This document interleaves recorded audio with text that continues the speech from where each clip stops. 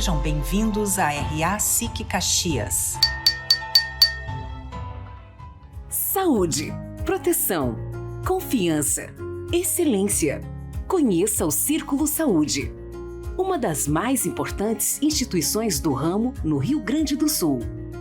São 90 anos acolhendo vidas na Serra Gaúcha, Vale do Paraiana e Vale do Caí. Somos referência em planos de saúde com soluções completas para você, sua família e sua empresa. Aqui no Círculo, você vê a excelência nos detalhes. Nosso hospital tem uma das mais modernas infraestruturas de saúde, acreditado com excelência e reconhecido pelos seus programas de atendimento humanizado. Contamos também com centros de especialidades médicas e centrais regionais de serviço, levando saúde e bem-estar a mais de 30 cidades. Além da infraestrutura própria, mantemos uma rede inteligente de parceiros e profissionais credenciados. Esse conjunto possibilita serviços completos, seguros e resolutivos. É um cuidado que você sente de verdade. Afinal, a gente cuida da sua saúde de forma integral, com sensibilidade e agilidade. Além disso, temos um compromisso com a nossa comunidade. Por meio do nosso Centro de Assistência à Saúde, garantimos atendimento gratuito para quem mais precisa. São mais de 15 programas e projetos. Deu para ver que o Círculo é completo e essencial, não é? E nós não vamos parar por aqui. Te ver bem é o que nos motiva a estar em constante evolução. Vamos continuar investindo muito para entregar um serviço cada vez melhor. Agora vocês já sabem quem confiar quando o assunto é saúde. No Círculo, a excelência você vê e o cuidado você sente.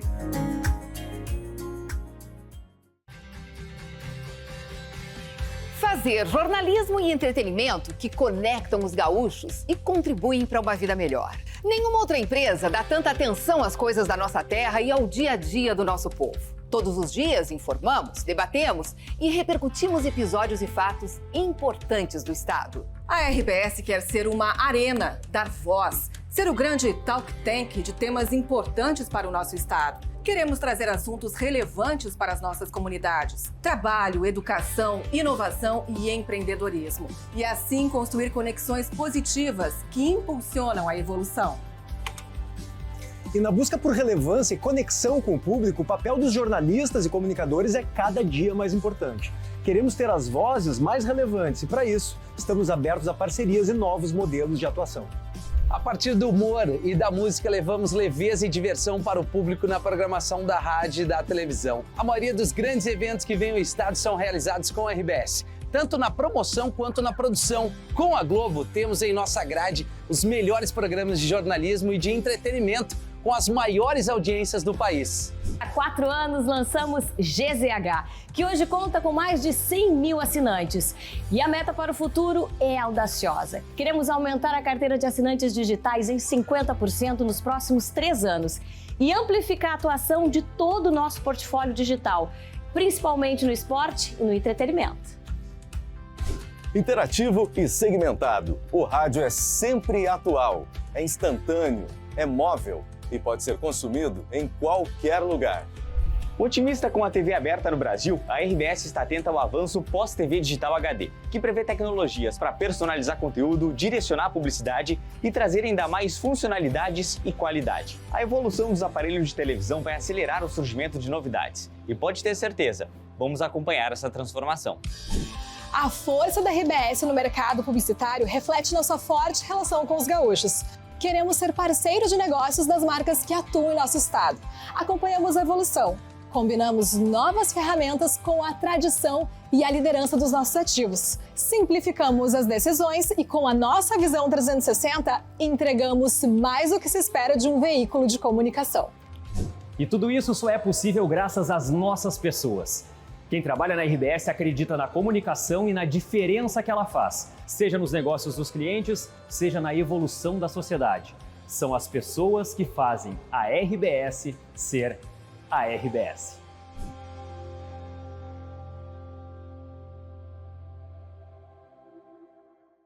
Para a praia, casa, campo, com a Cobol já tô pronto. É acessível, eu te garanto. Chega junto, é o nosso encontro. Pro cinema, exposição, quem sabe aquele jogão. Com Marco Polo, meu irmão conectado, eu não fico na mão. particular. A Marco Polo estará lá, com segurança vou chegar. Brasil e mundo afora, confiando a toda hora. Minha passagem vou pegando, de Marco Polo já tô chegando. Embarque com a Marco Polo. Somos muitos e múltiplos, em vários cantos do Brasil e do mundo. Com paixão por trilhar novos caminhos, inspiramos e mobilizamos sonhos e pessoas, inovando e criando soluções para os desafios todos os dias. Vamos em busca de uma prosperidade compartilhada, que respeita nossas relações com o planeta e com as pessoas, que sempre tem espaço para mais. Uma nova ideia, um novo produto, um novo serviço, que cria um futuro sustentável em conjunto com um novo jeito de pensar e fazer a mobilidade. Somos formados por gente que sabe que num mundo tão dinâmico como o nosso, manter-se em movimento é fundamental. É assim que seguimos, com apetite pelo amanhã e muita coragem para viver o futuro. Incansáveis, inquietos, evoluindo para conectar pessoas e riquezas, gerando prosperidade. As empresas Randon agora são Randon Corp.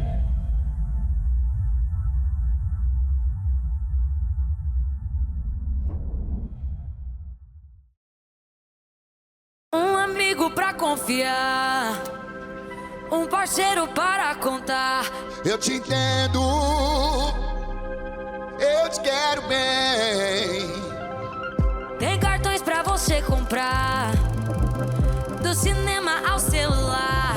Eu te entendo, eu te apoio, onde for. O Sicredi inteiro fica te esperando, pra te ver sorrindo, pra te ver sonhando. Aqui no Sicredi não é só dinheiro, é ter com quem contar, é confiar, realizar.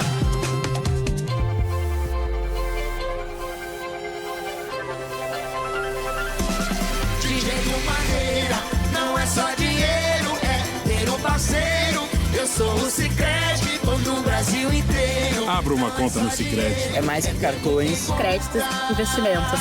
É ter com quem contar ao seu lado.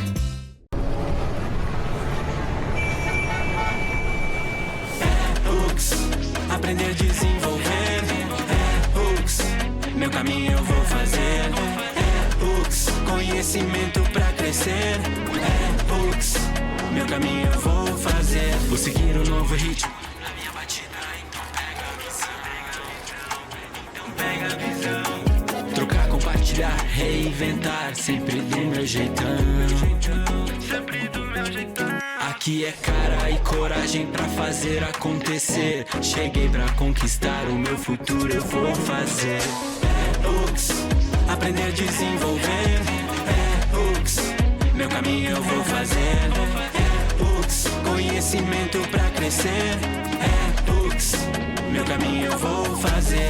A UX é pra você, faz teu caminho, vem pra UX. Faça o vestibular, provas online, todas as segundas e quintas-feiras. Acesse ux.br e inscreva-se. É muito bom poder olhar para trás e ver de onde veio o meu resultado. A certeza de eu ter sido preparada para estar onde estou reforça que fiz a escolha certa. O dia em que descobri que poderia aprender tantas coisas novas. A satisfação de vivenciar projetos únicos que marcaram para sempre meu caminho. Quando me foi apresentado o futuro. Saber que meu aprendizado me ajudou a me tornar uma cidadã responsável com a sociedade, indo além dos livros didáticos. O mundo evolui constantemente. E as ameaças cibernéticas estão cada vez mais automatizadas e diversificadas. Os métodos convencionais de segurança não conseguem acompanhar essa velocidade. É hora de mudar.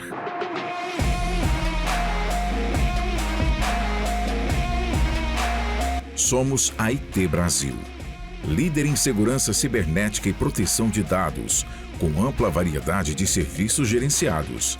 Há mais de 20 anos protegemos empresas com soluções de ponta de forma integrada. Nosso compromisso é tornar simples todo o processo, com agilidade e suporte. A arquitetura de sistemas nos possibilita ter uma plataforma de alto nível. Com a IT Brasil, você obtém economia com segurança máxima. Nosso gerenciamento possui integração com os mais diversos sistemas. O foco é evitar paradas inesperadas. Nosso portfólio abrange segurança cibernética, hardware, software, backup e replicação, serviços gerenciados e consultoria. Oferecemos soluções completas em todos os níveis, pois as ameaças crescem de forma acelerada, causando inúmeros prejuízos para as empresas. A IT Brasil protege a sua empresa com eficiência e agilidade. IT Brasil. Inovação e tecnologia.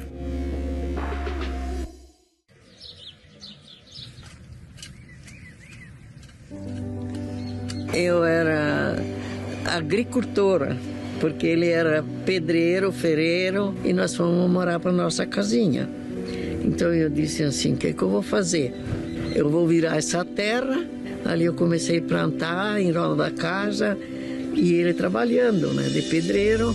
Nós já tinha os 6 filhos. Plantava, vendia, fazia chimia, fazia pão, fazia tudo um pouco para vender, fazia sabão. Botamos ali uma bodeguinha assim, bem simplesinha. Nem interesse de fazer um mercado. Aquilo estava só para dar um dinheirinho a mais na família, né?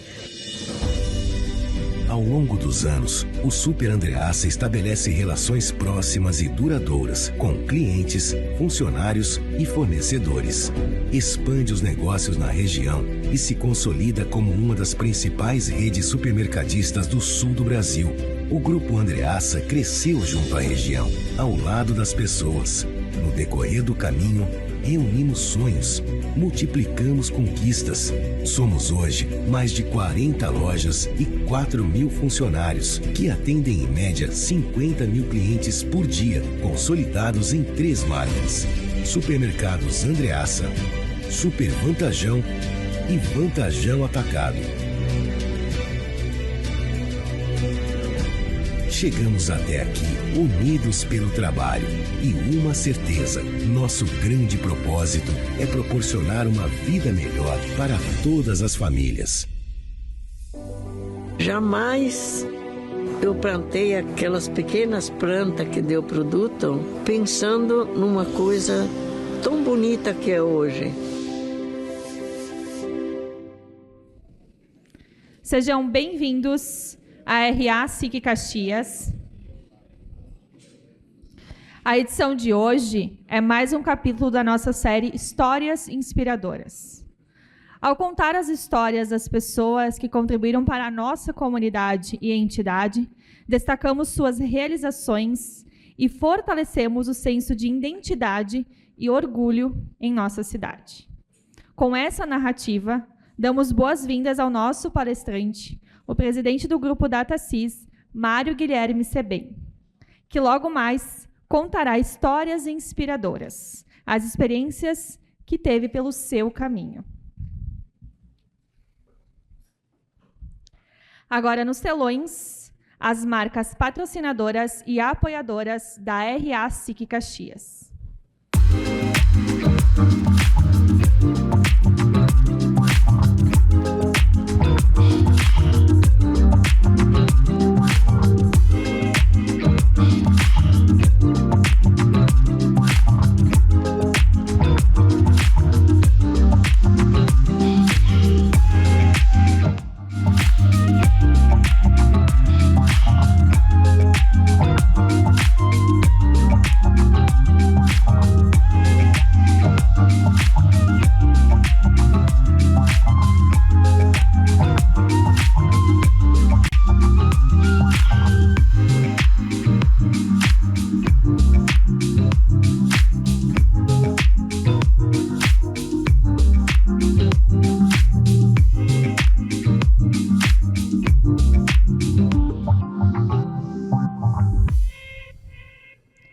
Senhoras e senhores, para a saudação, convidamos ao palco o presidente da SIC Caxias, Celestino Oscar Louro.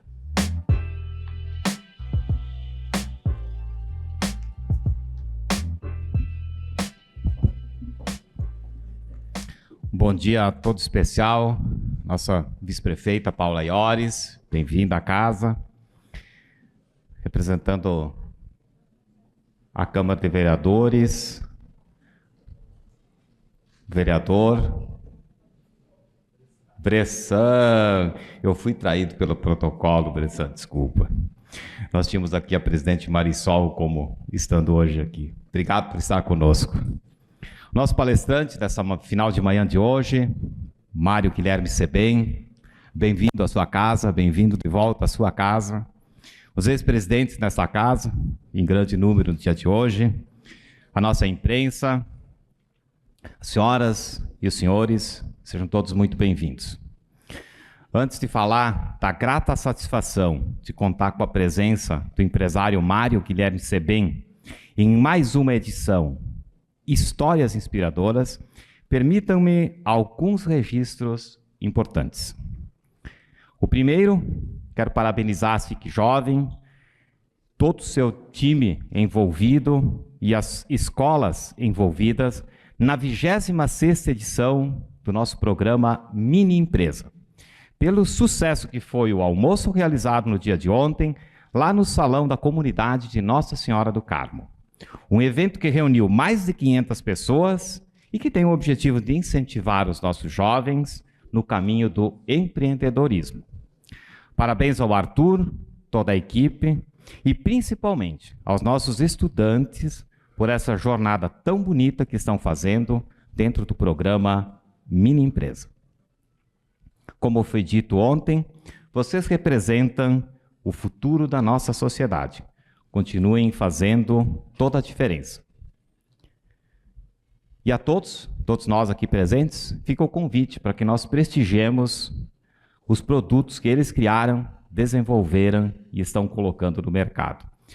Estão aqui no saguão, expondo e esperando, obviamente, que os senhores comprem e comprem em bastante quantidade. Aproveito para pedir uma salva de palmas ao Arthur e toda a sua equipe da nossa ativa SIC Jovem.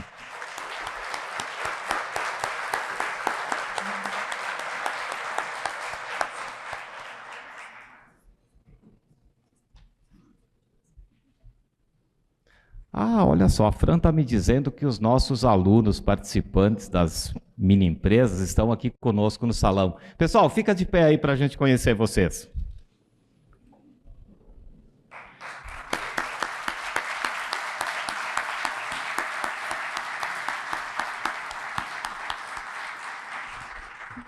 Obrigado, Fran. Essas escolas são as escolas de Caxias, que são participantes do programa.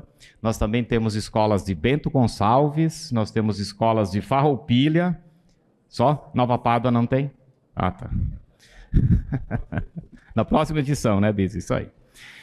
Pessoal, eu também gostaria de registrar que na última sexta-feira, como parte das ações do nosso movimento Super Ação, nós percorremos em comitiva, juntamente com o prefeito Adiló e alguns secretários do nosso município, o interior, onde nós tivemos severas consequências por conta das chuvas. Estivemos lá no distrito de Vila Oliva, Santa Lúcia do Piauí e na Vila Cristina. E o cenário é um cenário de guerra. É impressionante aquilo que nós podemos presenciar lá. Alguns aqui presentes estavam comigo. É impactante, né? Foram muitas estradas, muitas propriedades que foram destruídas por causa de deslizamentos, pela força dos rios, e mesmo ainda depois de mais de 30 dias, ainda nós temos cerca de 10 famílias, né, vice-prefeita Paula, que estão isoladas lá no nosso interior. Daí a importância do nosso pilar, acessos rodoviários, lá na nossa campanha Superação, que visa justamente restabelecer essas conexões de infraestrutura e permitir que as pessoas afetadas possam ir e vir com um mínimo de segurança. Ainda no que diz respeito ao movimento Superação, na quarta-feira passada, nós tivemos mais um encontro de avaliação e atualização do andamento das medidas que regem o Comitê de Governança. E se definiu coletivamente que as próximas ações incluem um olhar para o fator migratório de pessoas, de negócios e de empresas. e também para a necessidade de comunicação positiva sobre as condições atuais do nosso estado gaúcho. São dois temas que se tornam pilares estruturados do nosso grupo de trabalho, Superação Serra Gaúcha. Muito bem, feitos esses registros, hoje vamos conhecer então a trajetória dessa figura exemplar da nossa comunidade empresarial. Como presidente do grupo DataSys, o nosso convidado se destaca pela sua vocação empreendedora. Mário Guilherme Sebem iniciou sua trajetória no mundo dos negócios há mais de 5 décadas. A sua visão inovadora foi fundamental para fazer do grupo DataSys um exemplo de pioneirismo e de excelência. Tanto é verdade que lá em 73, o Mário Sebem e o seu irmão Mauro foram pioneiros e criaram a DataSys. DataSys, Companhia de Processamento de Dados, fazendo uma parceria com a IBM do Brasil. Foi a primeira empresa de processamento de dados do interior do nosso estado. Esse olhar inovador permaneceu com o passar dos anos, e as empresas do grupo continuaram se destacando pela implementação de tecnologias disruptivas, pois além do sucesso no setor da informática, o Mário Sebem também se projetou por atuar na área da sustentabilidade ambiental. A influência positiva do Mário Sebem não se limita à tecnologia ou à sustentabilidade. Ele também é um empresário engajado na sua comunidade, seja por meio de entidades empresariais, como é o caso aqui da nossa SIC, né, Mário? E incontáveis gestões aqui conosco. Mas também ele foi aqui na casa, ele foi vice-presidente de serviços lá na década de 90, foi diretor de várias gestões e trabalhou em inúmeras outras entidades de caráter social. Hoje, ao conhecermos em detalhes a sua história de vida e de trabalho, reconhecemos não apenas o seu sucesso empresarial, mas também o seu compromisso com a inovação, a sustentabilidade e a responsabilidade social. A sua visão inspiradora serve como modelo para todos nós, mostrando que é possível alcançar o sucesso enquanto se constrói um futuro mais sustentável para todos. Muito obrigado e uma boa RA a todos.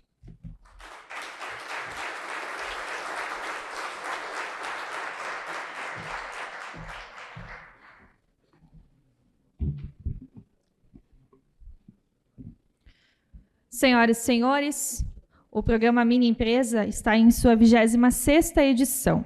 Seu objetivo é despertar o empreendedorismo entre os jovens estudantes do 2º ano do ensino médio. Durante o semestre, eles vivenciam a experiência de criar uma mini empresa, passam pelo processo de idealização até a produção e comercialização de seus produtos, desenvolvendo assim as habilidades necessárias para empreender e se destacar no mercado de trabalho. Hoje, temos a oportunidade de incentivar o trabalho e esforço dos alunos na feira que está acontecendo no saguão do restaurante. Então, reiteramos o convite para que todos conheçam os produtos das mini empresas de Caxias do Sul após a nossa RA.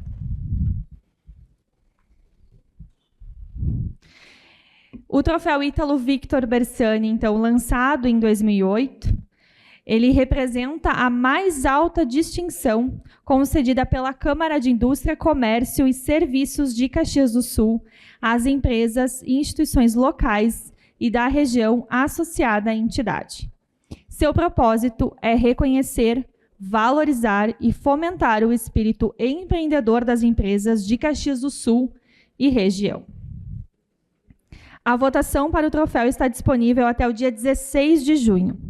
Convidamos as associadas para participarem da votação, indicando empresas associadas nos segmentos de indústria, comércio, serviços e menção honrosa.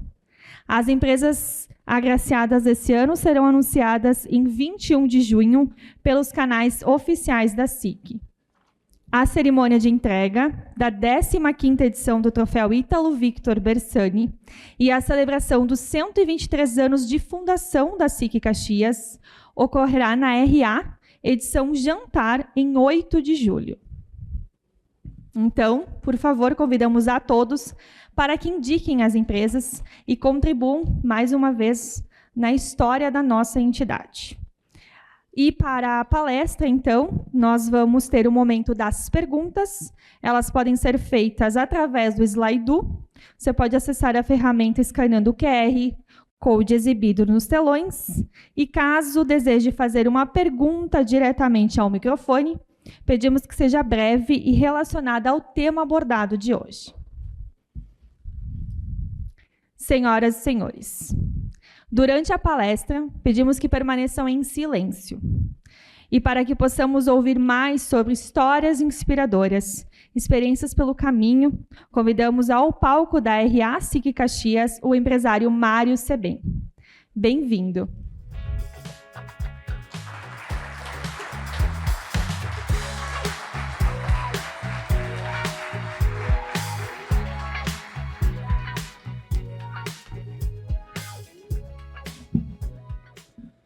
Bem, pessoal, espero que nos próximos 5 minutos aí a perna pare de tremer. Apesar de todas as dezenas, ou quem sabe centenas de vezes que eu usei esse microfone, sempre muito à vontade, mas a deferência que eu recebo hoje é uma deferência, de fato, inimaginável. E desde que me convidaram para essa reunião, eu confesso para vocês que dormi pouco, trabalhei bastante, compilei bastante da minha história, e uma coisa que me chamou a atenção é que quando fiz a primeira compilação e fui fazer um teste de quanto tempo eu precisaria, deu 1h45 minutos. E deu esse tempo todo, não porque eu me prolongasse nos temas, né, ou nos itens, mas sim pela quantidade de atividades que eu tive oportunidade de desempenhar nesses 50 anos de atividade empresarial, e especialmente atividades dentro desta casa. Eu devo a esta casa, não sei dizer, vocês vão entender que não há número que possa exemplificar isso. Eu devo a essa casa, quem sabe, 90% do que eu sou. Né? Aprendi muito aqui, muito. Aprendi o que fazer, aprendi o que não fazer.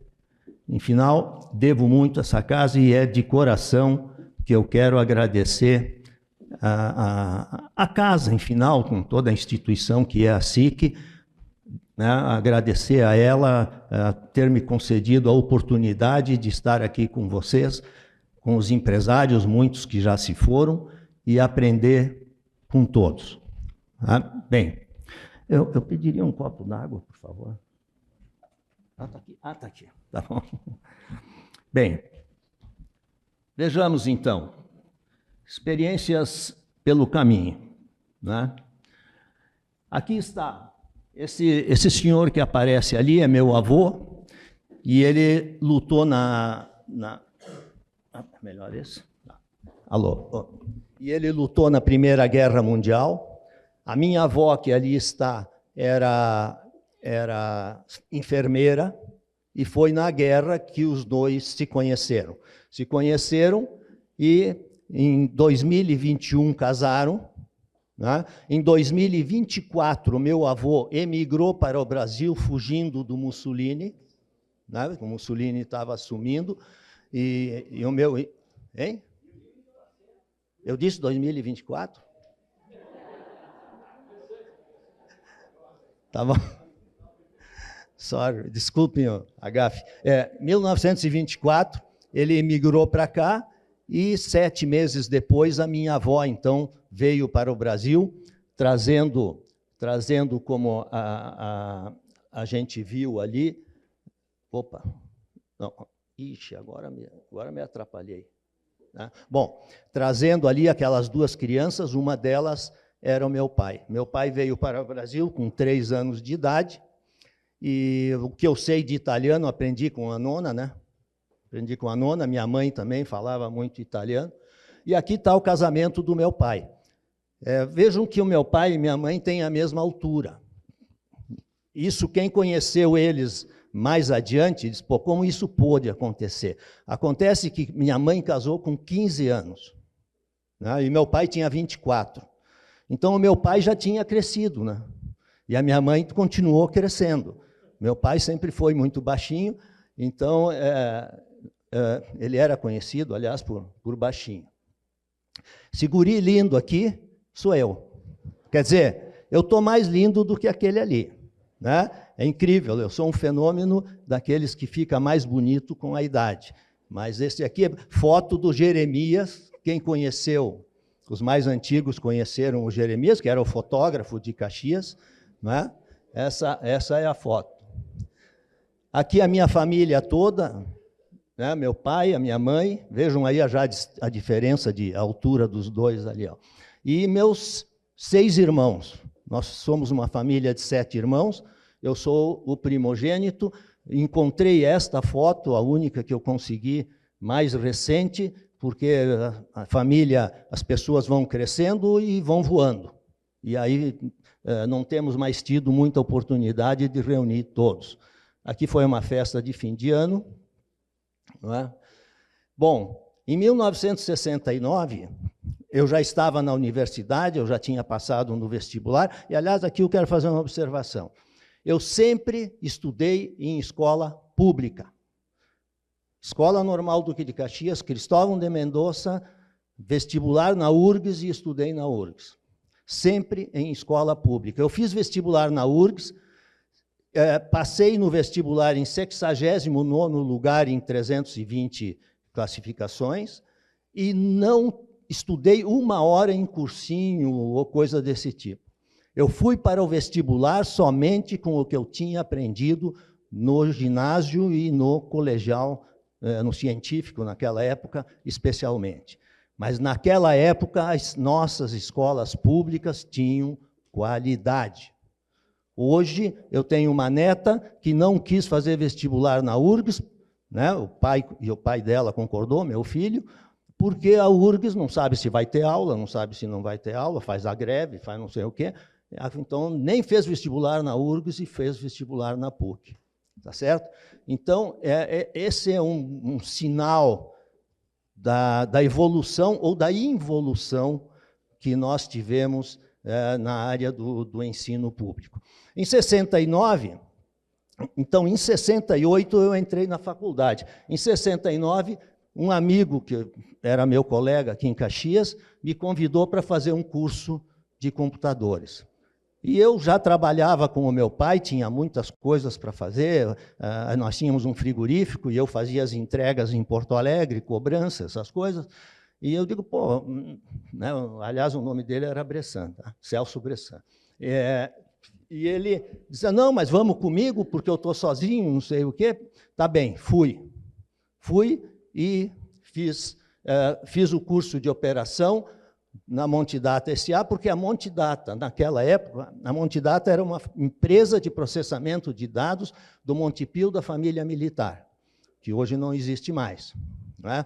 E a Montidata, ela tinha um 36030, um computador IBM 36030, e ela tinha contratado, esse computador ele tinha 8K de memória, 8K de memória, não tinha disco, só tinha fita magnética, não é? E uma impressora. Bom, e eles estavam contratando uma expansão para 64K. Vocês sabem o que é K? E sabem o que é mega, o que é giga? Hoje, nos nossos celulares, nós temos 256 giga, são 256 bilhões, ou 256 milhões de K. Né? E naquela época, um computador daquele tamanho tinha 64K. Fiz o curso, passei, e aqui está a minha carteira profissional, com um único registro. Então, eu não sei se eu posso ser classificado de trabalhador ou se eu sou vagabundo, porque eu só trabalhei uma vez na vida, até 5 de janeiro, aliás, de 5 de janeiro de 70 até 1º de novembro de 72. E aí não tive mais emprego nenhum, tá certo? Mas eu acho que eu sofri muito mais, né, como empresário do que se eu tivesse trabalhado. Em 1972, em fevereiro, né, numa das minhas vindas, das poucas vindas que eu fazia para vir para Caxias, houve um momento no meu curso, porque eu estudava, trabalhava, estudava, trabalhava e ainda trabalhava para o meu pai, né, lá que nós tínhamos o frigorífico. Então, eu vinha pouco para Caxias. Eu passava fim de semana inteiro mergulhado nos livros, era dia e noite, dia e noite. Quantas vezes fazer madrugada depois de ficar a noite inteira acordado estudando e aí fazer a prova no dia seguinte na faculdade. Enfim, aí surgiu a ideia, né, aqui na minha casa, um fim de semana que eu vim para cá. Aliás, eu queria contar isso, né, que houve, para vocês terem uma ideia, a minha mãe, uma vez, me mandou um telegrama, porque era a única forma de a gente se falar, porque não tinha telefone, me mandou um telegrama dizendo assim, comunico que moramos no mesmo lugar, né? Porque a gente vinha muito pouco para cá.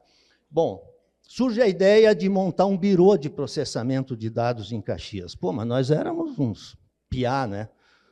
Quer dizer, nós não tínhamos recurso nenhum, mas o meu pai se propôs a hipotecar a casa dele na Caixa Econômica Federal para que nós tivéssemos recursos para implantar, em final, essa empresa.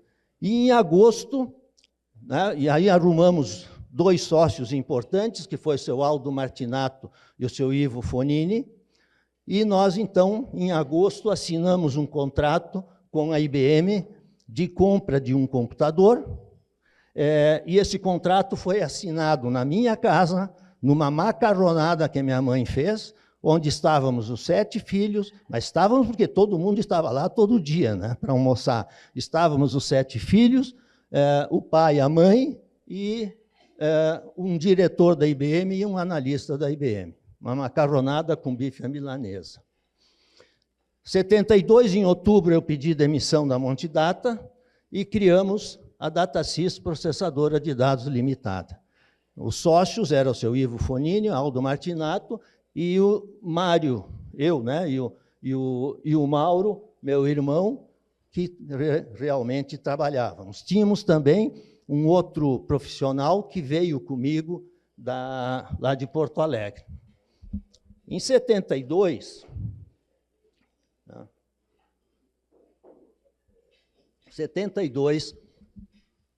dia 23 de dezembro de 72, antevéspera de Natal, chegou em Caxias do Sul o computador IBM/3 e a DataSys, então, começa a sua operação, né?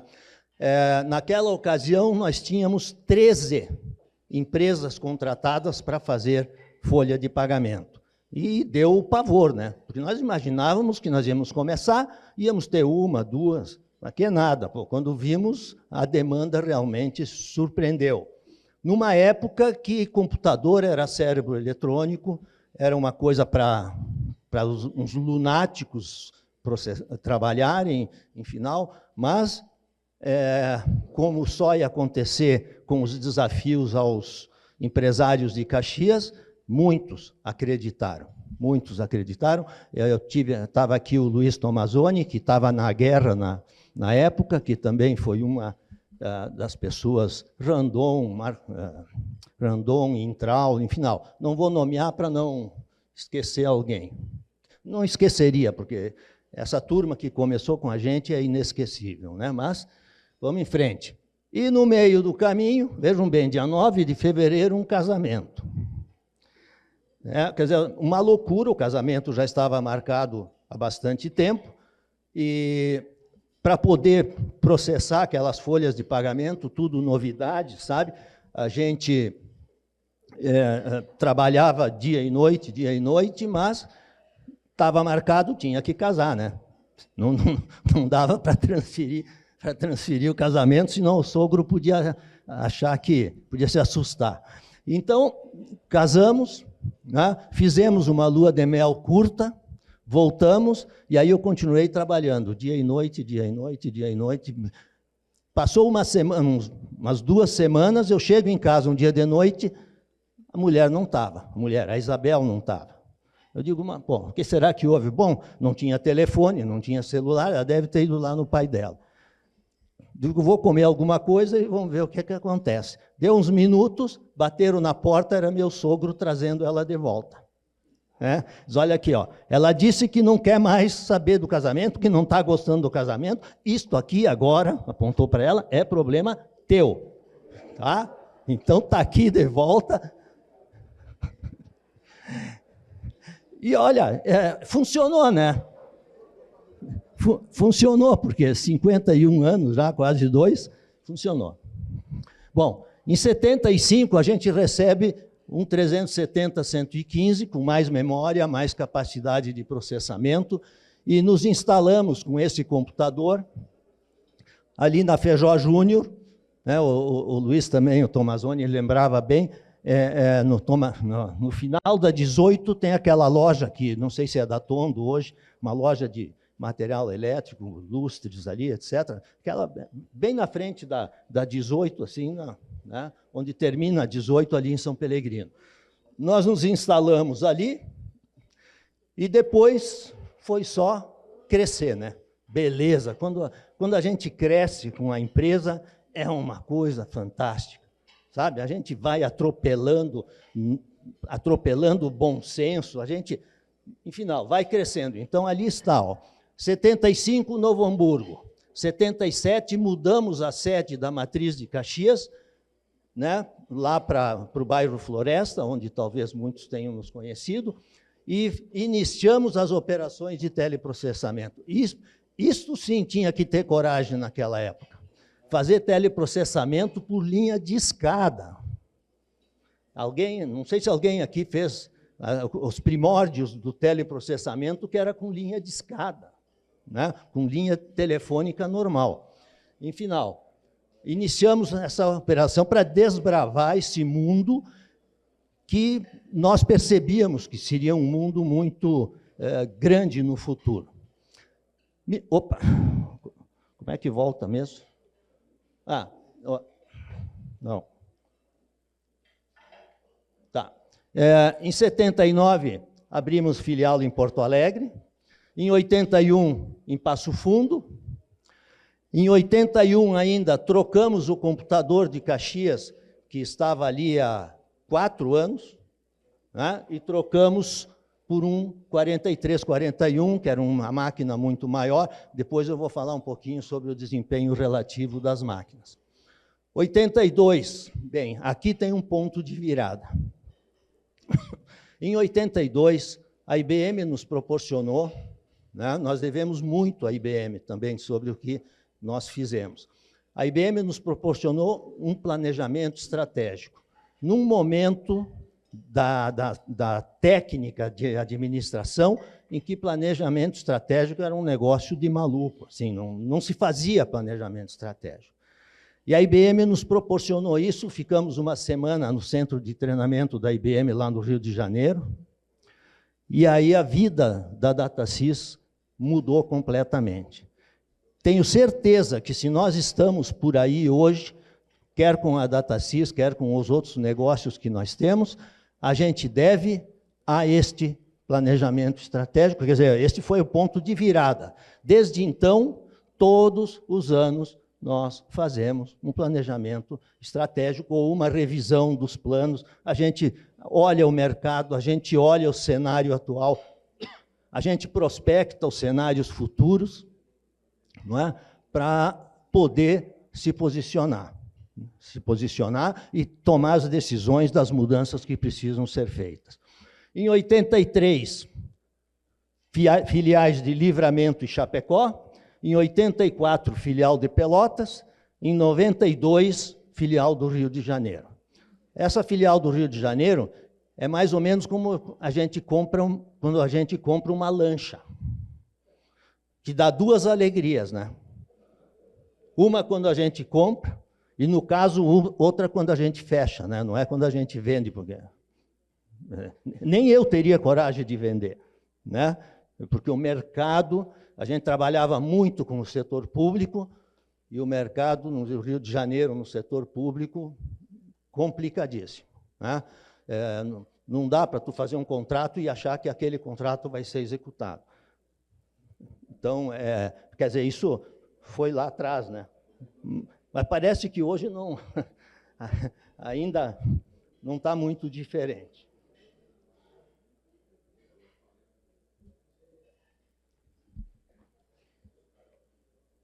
Em 1992, Operação Estados Unidos. O meu irmão se muda para os Estados Unidos. Nós já tínhamos alguns negócios com equipamentos IBM, além de serviço.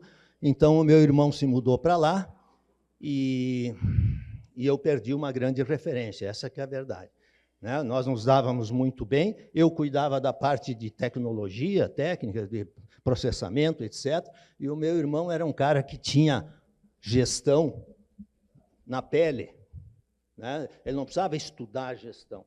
Assim como nós temos inúmeros empresários nossos de antigamente que cresceram e construíram impérios, mais pelo feeling do que propriamente para ter uma formação, né? Hoje, quem tem feeling e tem formação é imbatível, né? Certo, reitor? Pois é. Então, o Mauro se muda para lá, e aí algumas operações lá. Aqui eu queria só mostrar esses números aqui de baixo. Espera aí, aqui, né? Esses números aqui de baixo.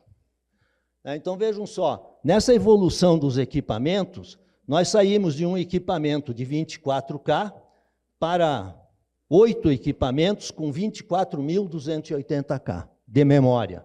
Isso representou 1.012 vezes aquele valor de 24 do início e uma taxa de crescimento anual de 44%. Ou seja, nós, do ponto de vista de capacidade de memória dos computadores, nós dobrávamos nossa capacidade em 100% a cada 2 anos.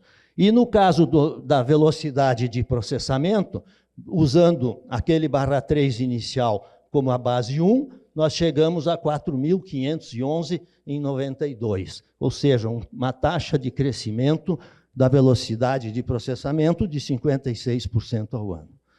Era um foguete, né?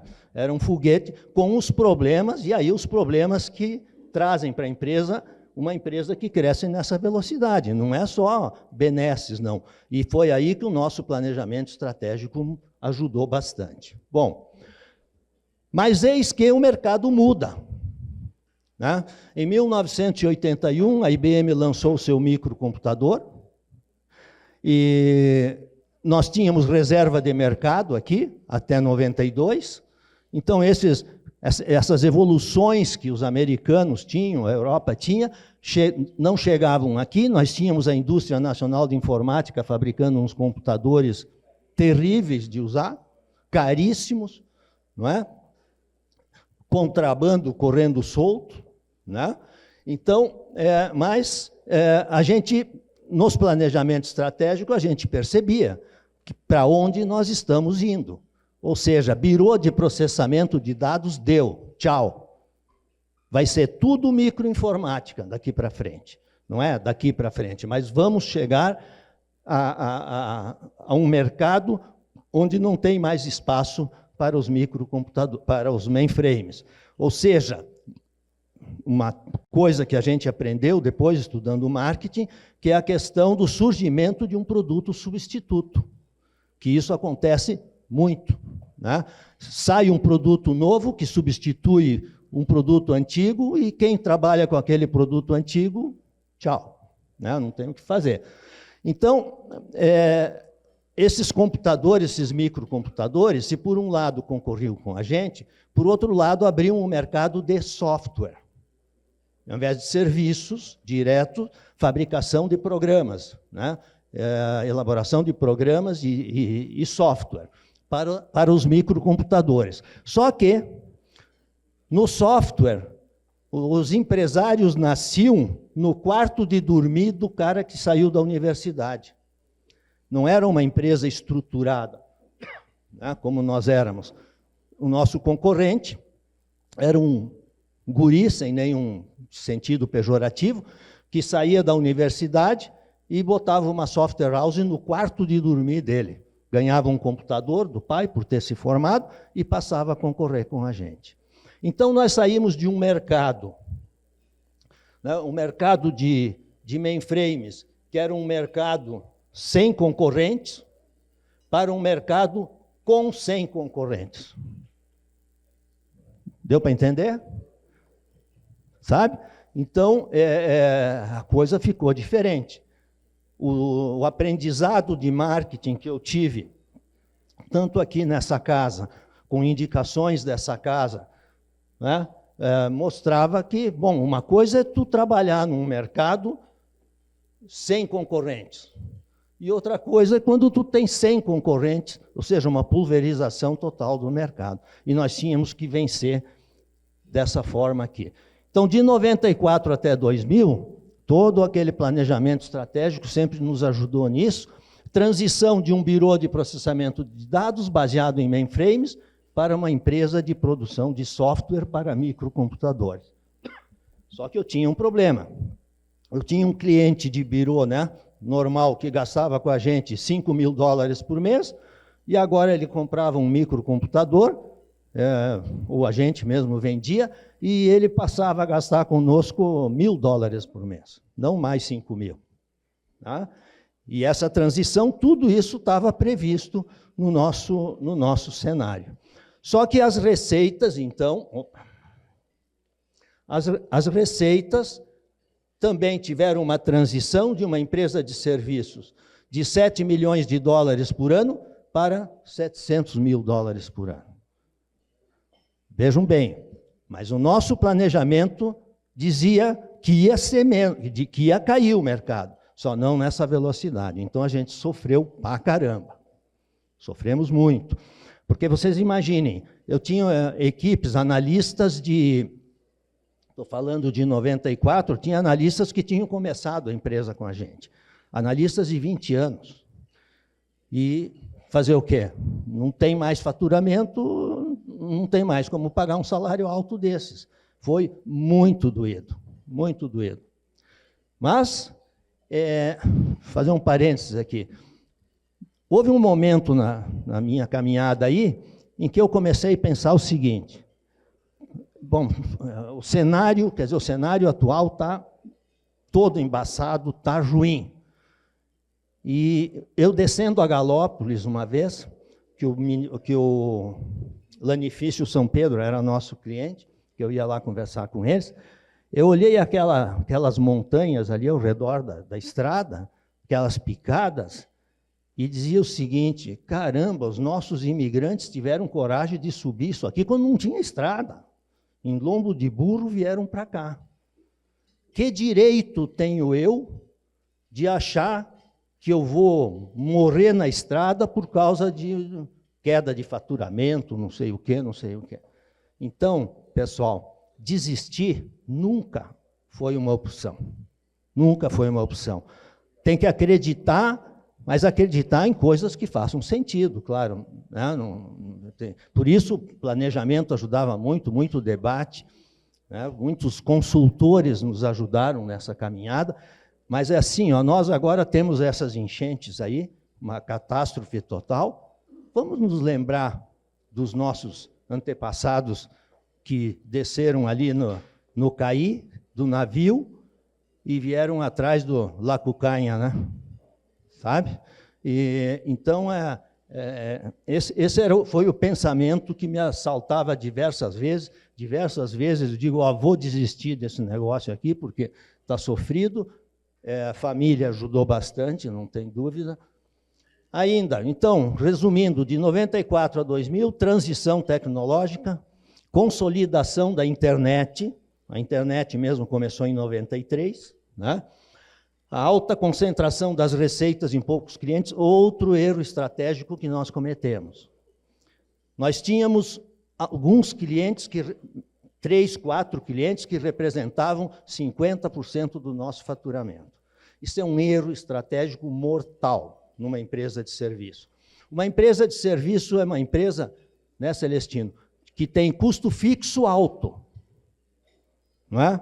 Então, se eu faturo 100 e eu tenho um cliente mas eu gasto 90, tá bom, sobra 10, coisa beleza. Se eu perder um cliente de 50, o meu faturamento vai cair para 50 e a minha despesa vai cair para 85, vai.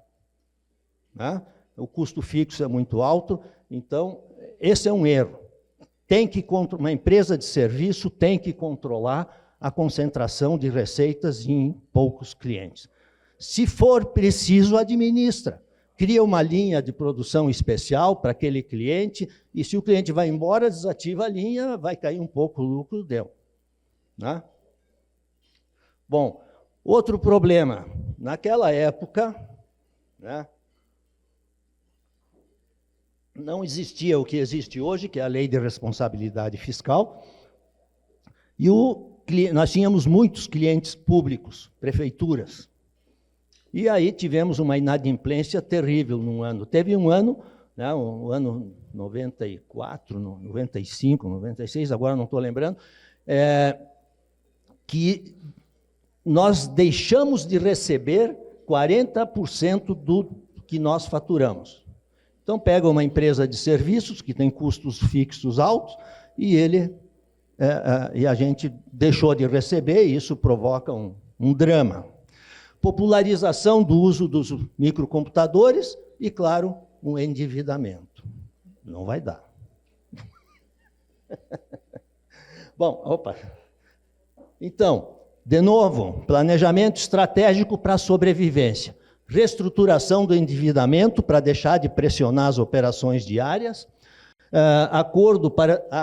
Fizemos um acordo com os funcionários. Nós chegamos a ter 500 funcionários, pessoal. Neste momento, nós tínhamos 40. E aí fizemos um acordo com os funcionários, alguns deles estão aqui, para diminuição de salário. Só um não aceitou. Os outros todos aceitaram e estão conosco, alguns já se aposentaram, mas uma boa parte deles continua conosco. Né? Redução da estrutura de custos fixos, encerramento de atividades em alguns locais, estabelecimento de nova estratégia para novo patamar de negócios. Muito bem.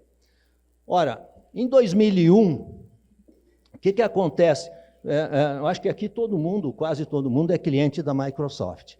Então a pergunta é, como é que a Microsoft consegue pegar um Windows e vender por $100 por ano?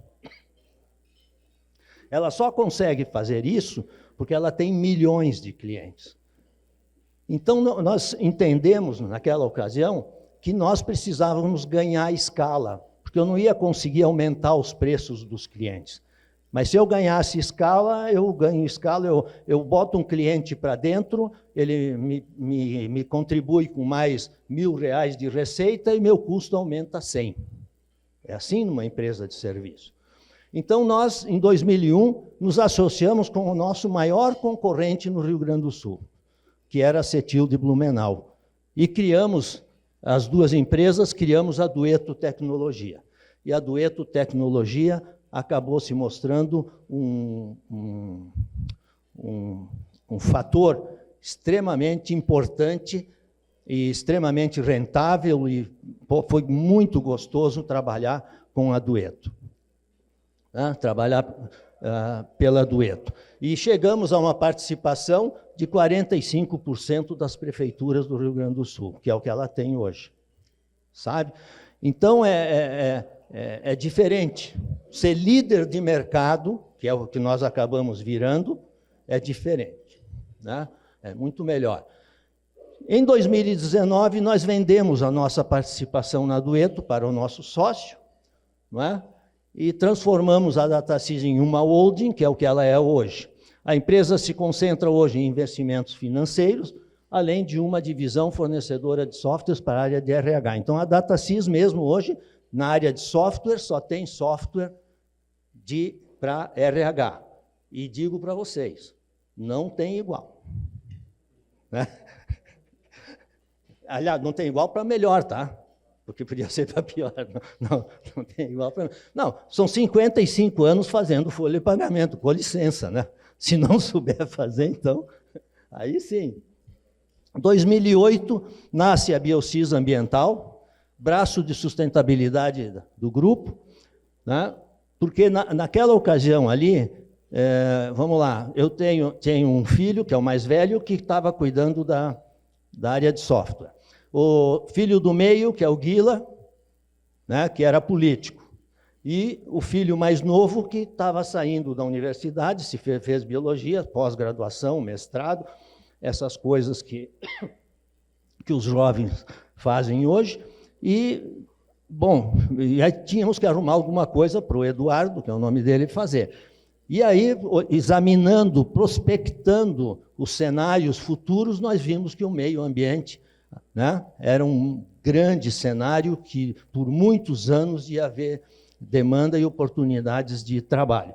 Então, criamos o braço ambiental, a Biosys Ambiental, e adquirimos duas empresas, uma em Paulínia e uma em Indaial, Paulínia, São Paulo, uma em Indaial, Santa Catarina, que trabalhavam no tratamento de lâmpadas fluorescentes e lâmpadas de bulbo com mercúrio. Tá. Bom. Espera um pouquinho.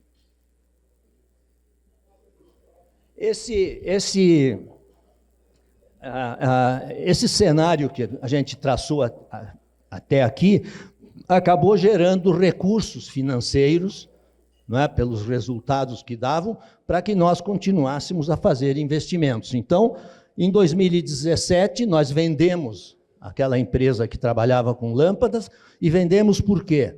Porque em 2014, num planejamento estratégico, nós já vimos que a lâmpada fluorescente ia desaparecer e ia vir o LED no lugar. E a empresa ia morrer. Né? Mas ainda conseguimos vendê-la, as operações, não os imóveis, e aí nasce a Biosys Gerenciamento de Resíduos, a unidade de negócios da Biosys Ambiental, focada em resíduos industriais, que é a empresa que hoje é administrada pelo Guila, que em 2016 foi candidato a vereador, não se reelegeu, e a família disse, Guila deu. Guila deu, não tem mais, era a 6ª eleição que nós fazíamos, e todas elas era eu quem coordenava, sabe? Não adianta, sabe? O sistema é muito pesado, é muito complicado, sabe? E a gente tem uma vida para tocar, tem família, tem filhos, enfim, tem uma existência pela frente. Então, a gente adquiriu uma empresa que já estava funcionando e criamos, então, a Biosys Gerenciamento de Resíduos. Em 2019, nós já tínhamos uma parceria com os empresários italianos e criamos a Hydra, uma startup italiana de desenvolvimento tecnológico aplicado ao tratamento de resíduos. Em 2019 ainda, criamos a InovaBio, ecossistema de inovação, que é um setor de pesquisa e desenvolvimento. A InovaBio é uma spin-off, não é uma empresa, é um departamento da Biosys. Né? E desse departamento nasceram hoje 2 projetos. Né? Um deles é o Licobat. Licobat quer dizer Li de lítio, CO de cobalto e BAT de bateria. É uma empresa, então, voltada para o projeto, é um projeto para a logística reversa e reciclagem de baterias de íon de lítio. E essa empresa ela tem dois eixos, ou 2 pilares. Né? Aqui aparece um conjunto de baterias, aqui são baterias de celulares, principalmente. Aqui são baterias de equipamentos eletroeletrônicos, furadeira, parafusadeira, e aqui baterias de notebook. Então, principalmente isso aqui, baterias de automóveis. Agora, os automóveis elétricos também entram aqui, mas num outro cenário. E, então, o primeiro eixo do Licobat é o pré-tratamento das baterias. É pegar a bateria e tenho que moer ela para poder tirar dali os elementos que me interessam. O problema é que quando eu bato numa bateriazinha dessas de celular, ela explode, ou pode explodir. Então, esse pré-tratamento não é uma coisa assim tão simples, mas desenvolve-se equipamentos, atmosferas em que o equipamento trabalha na ausência de oxigênio e coisas desse tipo. E desse pré-tratamento, cobre vai para um lado, alumínio vai para o outro, plástico vai para o outro, e sobra um pó preto, que nós chamamos de pó eletródico, que ele é preto porque ele contém muito grafite, mas nesse pó é onde está o lítio, o cobalto, o níquel, o manganês e assim por diante. Depois, aquele pó vem para o tratamento hidrometalúrgico, que é o segundo eixo. E aí esse tratamento hidrometalúrgico entra com reagentes, ácido sulfúrico, soda, carbonato, né? E temperatura. Quando a gente estuda química, né? Ácido mais base dá sal mais água. Sim, barbada, vai fazer ácido mais base e ver se dá sal mais água. Ah, não, mas depende do pH, depende da temperatura, depende do agitador. Mas a gente está aprendendo, apanhamos bastante, mas estamos no fim aqui, né? E aí, o que acaba acontecendo é a geração de sulfato de cobre, carbonato de cobalto, carbonato de manganês, carbonato de níquel e carbonato de lítio.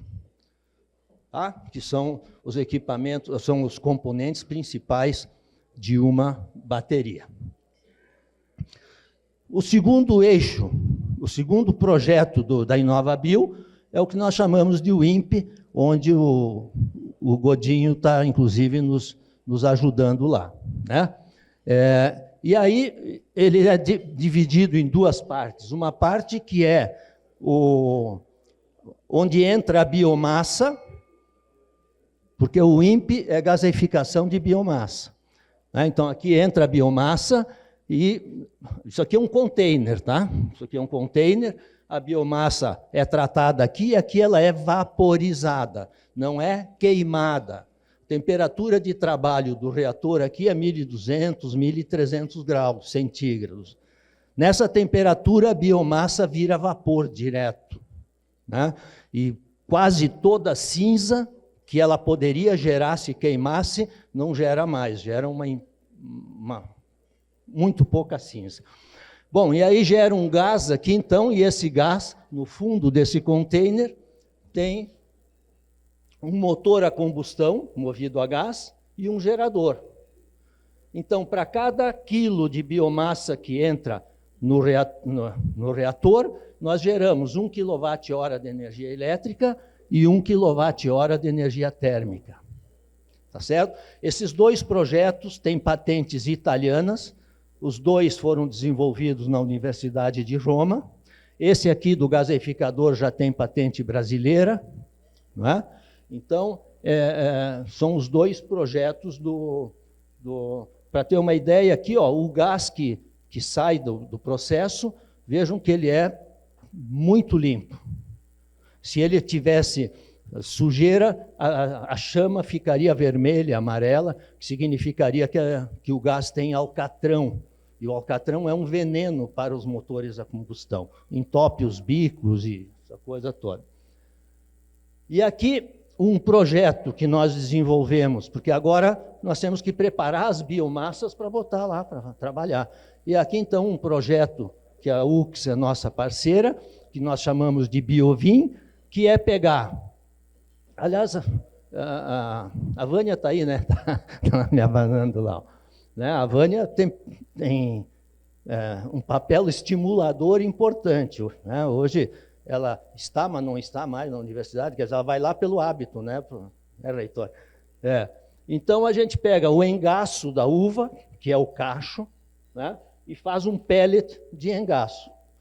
Pega o bagaço da uva e faz um pellet do bagaço. E aí entra com esses pellets lá no reator e gera energia, em final, e faz funcionar a planta. E ainda, para me distrair, eu tenho a Neumar Imóveis Limitada, que é uma empresa que foi criada pelo meu pai e pelo meu irmão, e eu também, mas, na verdade, muito mais pelo meu pai, e que tem lá uma área de imóveis ainda que tem que cuidar, né? Tem que cuidar. Quer dizer, o meu pai, um dia, ele diz assim, vocês venham aqui cuidar do negócio porque eu vou parar. E nós não dava bola para ele, porque nós 7, cada um tinha a sua vida já. Aí um belo dia me liga o gerente, que nós tínhamos um gerente, liga assim, diz, teu pai não veio trabalhar. Digo, bom, será que deu algum problema com ele? Não, eu fui lá na casa dele e ele disse que não vem mais, que agora o problema é de vocês. E assim eu tive que assumir a Neumar, porque meu irmão está lá nos Estados Unidos, né? Então eu e uma irmã que cuidamos da Neumar Imóveis. Agora aqui, pessoal, eu vou passar rapidamente, porque isso, vamos dizer assim, a área empresarial que eu atuo é essa aí que nós vimos até agora, né? Agora aqui é o seguinte, as coisas que a gente foi fazendo paralelamente, sabe? Especialmente pelos compromissos que a SIC assumia e que a gente estava junto, né? Estava junto e tinha que... Então, fui diretor da SIC, né, até agora, gestão passada. 90 a 94 fui vice-presidente na gestão do Nestor Perini, conselheiro da FUCS, conselheiro da Festa da Uva, né? De 90 a 2008, vice-presidente da Federação, onde também pude aprender bastante, onde eu vi empresários votando no Olívio Dutra, e depois dando razão para o Olívio Dutra, que encampou as empresas de ônibus, lembram? E deixou um rabo do tamanho de um trem para a prefeitura, que eu nem sei como é que pagaram, se pagaram. Eu acho que devem ter feito um acordo com a prefeitura para prorrogar contrato e abonar aquela dívida, sabe? Bom, 2018 a 21, coordenador do Comitê de Energia da SIC, porque eu sou engenheiro eletricista, nunca exerci a função de engenheiro eletricista, mas impressionante, né? A gente, aquela história, quem aprendeu a andar de bicicleta não esquece nunca, né? E assim foi, então, coordenador do Comitê de Energia. 2010 a 15, integrante do grupo, aqui foi uma coisa importante, integrante do grupo de trabalho para a logística reversa de lâmpadas com mercúrio no Ministério do Meio Ambiente, 30, 40 reuniões, nem sei quantas fizemos em 2 anos lá no Ministério do Meio Ambiente para estabelecer a logística reversa. E aqui eu pude aprender por dentro como é que o governo funciona, como é que os funcionários públicos pensam, sabe, Bis, eu vejo tu dizer que foram lá falar com não sei quem, e eu me ponho no papel nesse lugar e dizer assim, puxa vida, é difícil, porque hora o cara está, depois já trocou e é complicado. Conselheiro do Banco de Resíduos da Fiergs, conselheiro do Comitê de Resíduos Eletroeletrônicos da Fiergs, conselheiro do CONDEMA, aqui o nosso Conselho Municipal de Defesa do Meio Ambiente, presidente executivo do Recreio da Juventude, criação da Parceiros Voluntários em Caxias do Sul, presidente da Parceiros Voluntários de Caxias do Sul por 12 anos, e aqui eu pude aprender, aqui vem mais adiante, ó, fortalecimento da Fundação Caxias, quer dizer, o INSS tinha uma ação contra a Fundação Caxias, que ia tomar o imóvel, e nós fizemos, o Sérgio César veio falar com a gente, e a gente fez um movimento e acabamos resolvendo lá com o INSS. E dentro da Fundação Caxias nós fizemos algumas campanhas do agasalho. Aí, o predecessor das nossas campanhas do agasalho foi o Luiz Tomazoni. e de que ele fez não sei quantos anos, a campanha do agasalho, e depois a campanha do agasalho parou, passou lá alguns anos, e numa gestão nossa aqui, eu acho que foi na gestão do Davi, né? Na gestão do Davi, a gente decidiu retomar a campanha do agasalho. E aí nós pudemos testar a solidariedade do povo de Caxias. É um negócio fantástico, fantástico. 250, 270 mil peças de roupa numa campanha. E aí a gente já tinha o banco de alimentos funcionando também, então a gente dizia, em Caxias ninguém passa fome, ninguém passa frio, por causa das campanhas, tanto o banco de alimentos como a campanha do agasalho. Que, aliás, a primeira que eu fiz, o Luiz Tomazoni, mas o Zamboni também estava junto, nos ajudou bastante, transferindo o know-how que ele tinha, né? E aí a gente foi embora.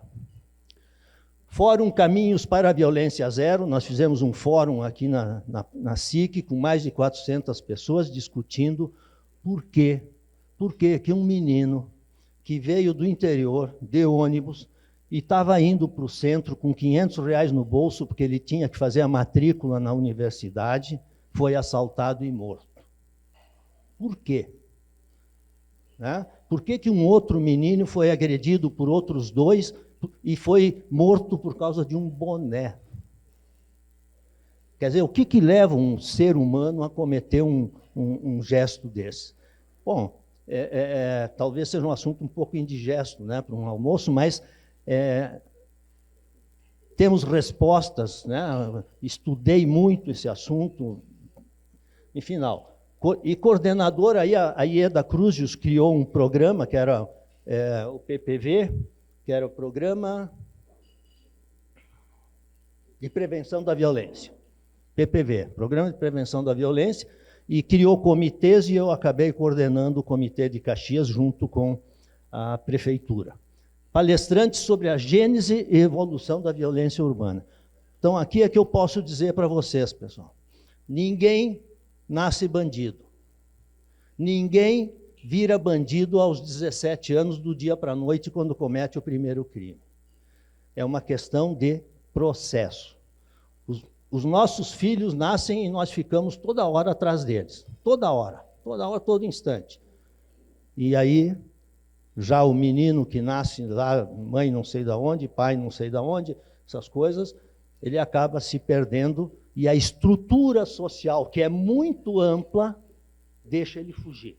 Esse é o problema. Não é que não tenha assistência social, o sistema social é ótimo, mas ele, Ministério Público de um lado, Prefeitura do outro lado,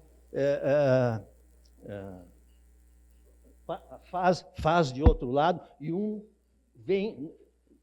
tem um aqui, tem outro aqui, mas eles não se encontram, de medo que um insira na esfera do outro, e aí, tá bom, eu vou até aqui, o outro vem até aqui, fica um buraco que é por onde o ser passa.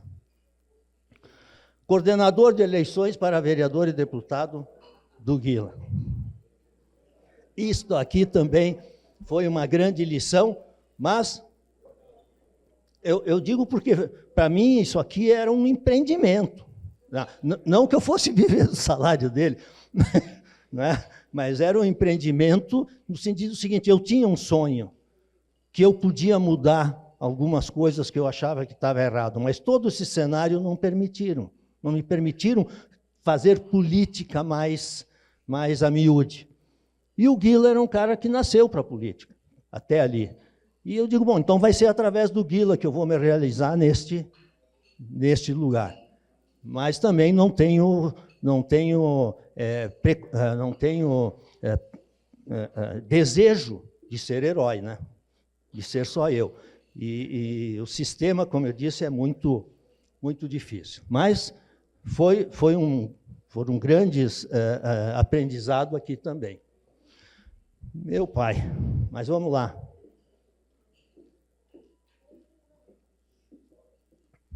Sindicato das Empresas de Informática, eu cheguei a ser presidente, Junto com meu irmão Mauro, nós fundamos a CESPRO-RS e depois eu cheguei a presidente. A CESPRO é uma associação das empresas de informática. Fui diretor da FENAINFO, que é a Federação Nacional das Empresas de Informática. E, bem, esses são, vamos dizer assim, as coisas... dá para dizer que eu fazia nas horas vagas, enquanto eu não estava trabalhando? Não dá, né? Mas, em final, essas são as coisas. E aí, aprendi também, sabe, que nós, antes de sermos empresários, nós somos gente, somos pessoas. E o empresário, ele é um ser que, se a gente mergulha no dia a dia direito, este dia a dia embrutece o empresário. Ele fica muito seco, muito cartesiano, não é. E a vida do ser humano não é assim. Né? A gente tem a empresa, muito bem, mas, caramba, tem família, tem amigos, tem colegas de futebol. Eu joguei, com a minha altura, joguei basquete, joguei vôlei, sabe? E essas coisas todas que acabam fazendo bem para o espírito da gente. Eu vou lá na empresa, é pau, pau, pau, pau. Né? A gente se realiza, claro, senão não ficaria. Mas esse apoio espiritual a gente precisa. Então, eu fiz uma viagem com o meu irmão e um sobrinho para a Antártida. Aí eu pude perceber com clareza a pequenez do ser humano. Um mundo fantástico onde tu não é nada. Não é nada, tu não é ninguém ali dentro daquele ambiente todo.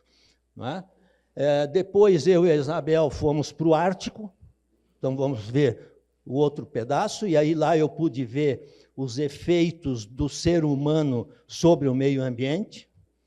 Tinha uma plataforma assim, de uns 20 centímetros de gelo sobre o mar, que tinha uns 50 quilômetros. E nós passando ali do lado, e o guia que estava com a gente dizendo, essa plataforma aqui, há 20 anos atrás, ela estava 50 quilômetros para lá. Ou seja, ela perdeu 50 quilômetros de gelo em 20 anos. Sabe? Em final, essas coisas a gente vai aprendendo, mas é bem diferente. O Ártico é mais civilização, já a Antártida é deserto puro, né? Tá? E, claro, tem que dar um tempo para a família. Então, a cada ano e meio, 2 anos, a gente sai toda a família. Eu e a Isabela éramos 2, hoje somos 12. E torcendo pelo 13. O problema, que a Nora está aqui, o problema, viu, Noras, né, que tem uma que não está aqui, Noras, o problema é que com 13 não dá para ficar.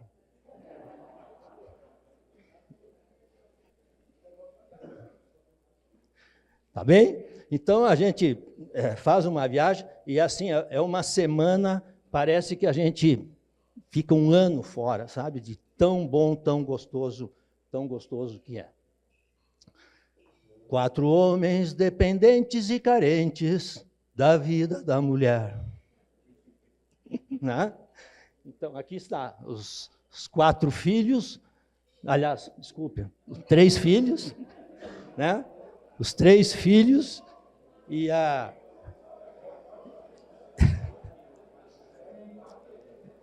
Bom, eu não sei do que vocês estão rindo, mas ela me manda igual a um filho, não tem problema. Tá? Então, os encontros de Natal, coisa assim, então aqui é um encontro recente que nós tivemos. Claro que a gente tem os cachorros também, né? Que fazem parte da família. E é isso, pessoal. Né? É isso que eu queria transmitir para vocês. Quero dizer para vocês o seguinte, isso aqui condensei, mas por cada item desses aqui eu poderia ficar 1 hora falando, de cada um deles. Porque a gente se entusiasma, sabe? Realmente é uma coisa muito boa. Então, tem muita informação que eu acabei não trazendo aqui. Mas o que eu posso dizer é o seguinte: estou aqui, tive experiência de... Aliás, o Rafael, meu filho, que está viajando, por isso não pôde vir, o mais velho, ele me disse o seguinte: pai, a gente cria uma empresa para 3 caminhos. Ou para quebrar, ou para vender, ou para deixar para os filhos. E eu passei pelos 3 caminhos. Não cheguei a quebrar, mas tive vontade, né? Não fosse alguns estímulos externos que eu recebi, tinha deixado quebrar mesmo, né? Comprei e vendi empresas, e agora deixo para os filhos. e eles que se virem, tá certo? Então, pessoal, é isso, sabe? Ser empresário é uma coisa maravilhosa, a gente se realiza um monte, mas o lado espiritual conta bastante, e tem muita experiência que está aqui, que eu tenho, que eu não consegui trazer, porque não dá tempo. Então, mas estou aqui à disposição. Pô, Mário, vi que tu passaste por um problema ali de estar devendo fortuna para os bancos e para o governo. Como é que tu saísse? O que tu acha? Né? E sei lá, só vivendo para a gente poder ensinar esse tipo de coisa. Então, estou aqui às ordens e quero, do fundo do coração, agradecer a vocês todos pela atenção, por terem vindo. Me sinto realmente recompensado e de alma lavada. E hoje eu acho que eu vou para casa, não vou mais trabalhar. Tá? Muito obrigado, professor.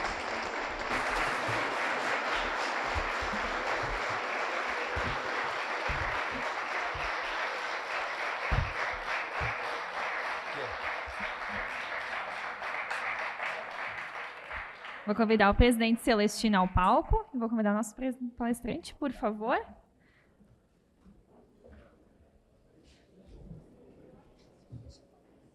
Esse fica comigo. Deu certo.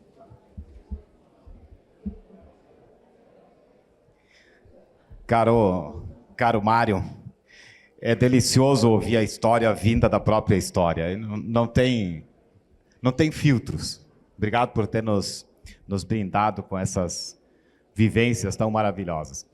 Para que a gente não perca aqui o espírito de todas as nossas histórias inspiradoras, junto com as tuas considerações finais para esse público, eu gostaria que, se tu te sentisse à vontade, tu pudesse compartilhar algum momento difícil.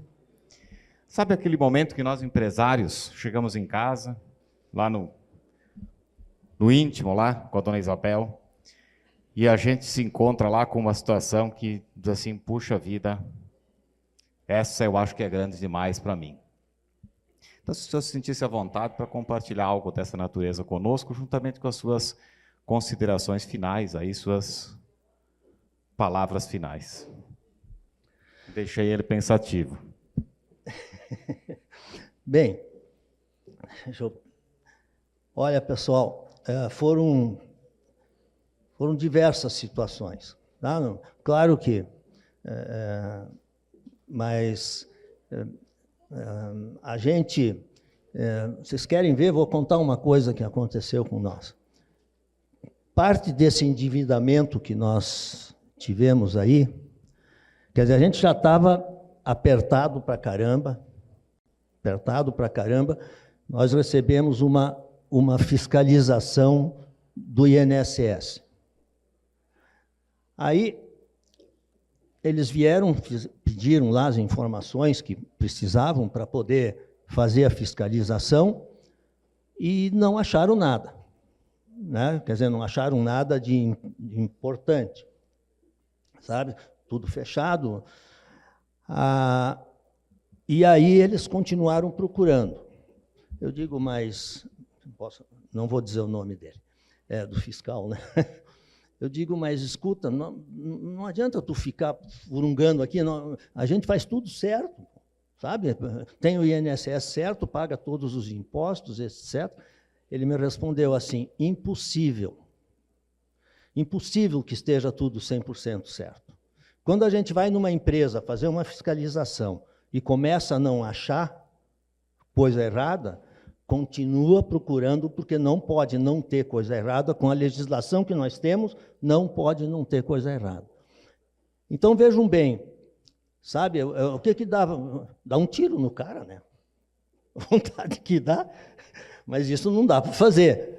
Então, tem que administrar. Aí tu transforma, tu cria uma dívida que depois tu tem que ficar sofrendo com aquela dívida. Nós trabalhávamos muito com o setor público, então nós precisávamos de certidões negativas, aí não tinha certidão negativa, né? Então a gente começou a trabalhar, chegou um momento que eu digo assim, mas espera um pouquinho, eu estou trabalhando o tempo inteiro para cuidar da dívida, né? E os meus clientes, quem é que cuida dos meus clientes?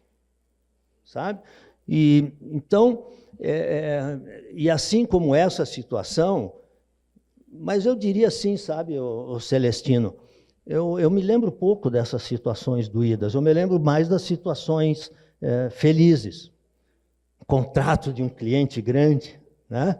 Sabe? Um prêmio que a gente ganhava de uma federação qualquer. Sabe? O que ele quer lá? Teu neto lá, que ele é o prêmio. Quê? Ah, o nascimento dos netos. Sim, claro. O nascimento dos netos. Então, assim, ó, eu não costumo ficar remoendo assuntos ruins, nem vingança, nem reclamações, sabe?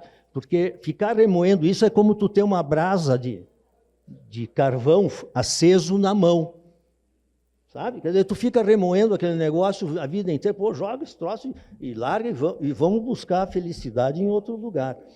Então, foram momentos de muita... A família, né? A Isabel me apoiou muito nessas coisas, os filhos, quando ficaram grandes também, e, no final, eu não tenho muito o que falar, não, das coisas ruins, viu? Que bom. Mário, leva um agradecimento especial de todos nós que estamos aqui, que pudemos compartilhar essa história contada na primeira pessoa do singular. Repito, é muito gostoso, é muito saboroso ouvirmos a história de quem viveu a história, de quem caminhou, de quem tomou o vento, de quem passou pela dificuldade, de quem construiu uma trajetória tão bonita. Muito obrigado. A casa é sua, não preciso repetir. Sim. O senhor é parte de toda essa construção centenária. E na próxima segunda-feira, pessoal, nós teremos aqui, então, mais uma história inspiradora. Nós vamos ouvir aqui a dona Terezinha Andreassa, que também vai compartilhar conosco a história dela. Muito obrigado. Uma ótima e produtiva semana a todos.